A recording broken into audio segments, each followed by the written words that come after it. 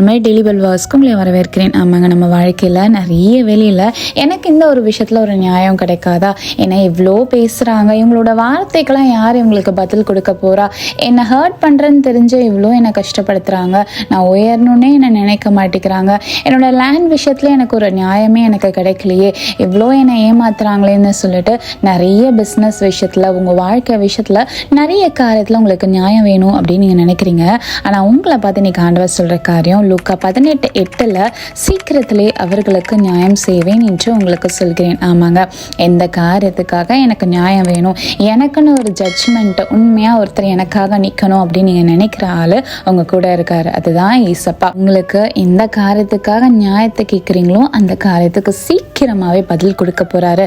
அதனால் நம்பிக்கையோடு இருங்க, ஜெபத்தை விட்டுறாதீங்க. உங்களுடைய வேண்டுதலை ஆண்டவர் கேட்டார். அதனால் பயப்படாதீங்க. நீங்கள் ஆசிரிக்கப்படுவது உங்களை ஆசிப்பாகாமே.